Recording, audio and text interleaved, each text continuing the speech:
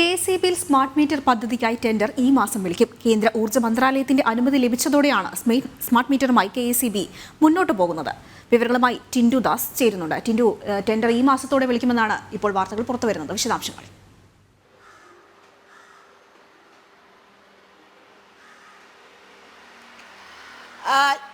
Total expenditure രീതിയിൽ സംസ്ഥാനത്ത് KSEBയുടെ smart മീറ്ററുകൾ സ്ഥാപിക്കാൻ KSEBിലെ തന്നെ തൊഴിലാളി സംഘടനകളുടെ ഭാഗത്തു നിന്നും ശക്തമായ എതിർപ്പാണ് ഉണ്ടായത്. ഏതാണ്ട് 12,000 കോടി രൂപയാണ് കേന്ദ്രത്തിന്റെ സഹായത്തോടു കൂടി സംസ്ഥാനത്ത് വിവിധ ഇടങ്ങളിലായി ഈ KSEBയുടെ സ്മാർട്ട് മീറ്റർ അല്ലെങ്കിൽ സ്മാർട്ട് മീറ്റർ സ്ഥാപിക്കാനുള്ള തീരുമാനമായത്.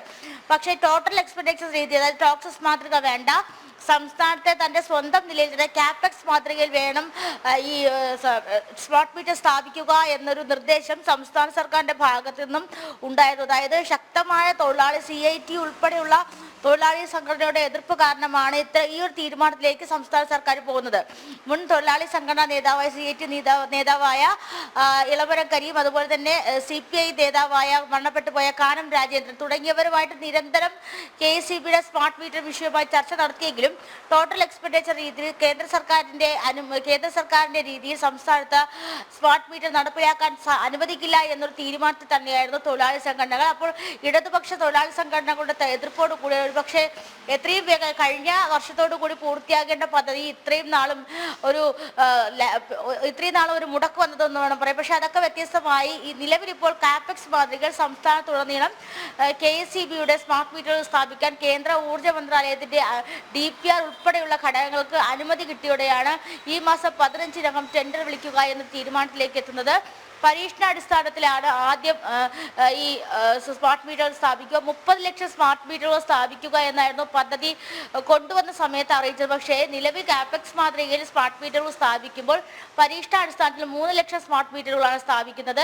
നേരത്തെ തന്നെ KDISCുമായി ബന്ധപ്പെട്ട സ്മാർട്ട് മീറ്ററുകൾ നിർമ്മിക്കാനായി കരാറുകൾ നൽകിയിരുന്നെങ്കിലും പക്ഷേ അതിനെയൊക്കെ വെല്ലുവിളിച്ചുകൊണ്ട് അല്ലെങ്കിൽ KDISCിന്റെ നൽകിയ തീരുമാനങ്ങൾ നിലനിർത്തിക്കൊണ്ടാണ് ടെൻഡർ വിളിച്ചുകൊണ്ടുള്ള തീരുമാനത്തിലേക്ക് മുന്നോട്ട് പോകുന്നത്.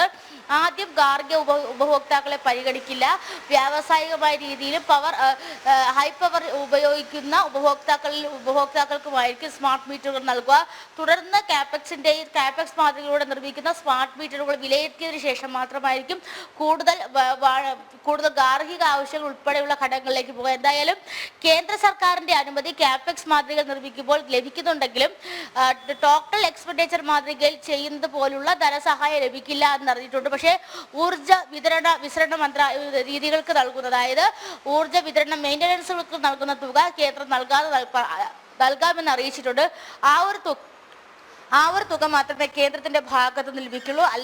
അല്ലാതെയുള്ള ടോട്ടൽ എക്സ്പെൻഡിച്ചർ മാതൃകയിൽ ലഭിക്കുന്ന യാതൊരു തരത്തിലുള്ള സഹായങ്ങളും ലഭിക്കില്ല എന്ന് കേന്ദ്രം ഇതിനോടകം തന്നെ അറിയിച്ചിട്ടുണ്ട്. എന്തായാലും ഈ മാസം 15-ാം തീയതിയോട് കൂടി തന്നെ കാപെക്സ് മാതൃകയിൽ സംസ്ഥാനത്ത് സ്മാർട്ട് മീറ്റർ സ്ഥാപിക്കാനുള്ള ടെൻഡർ വിളിക്കാനാണ് KSEB ഇപ്പോൾ തീരുമാനിച്ചിരിക്കുന്നത്.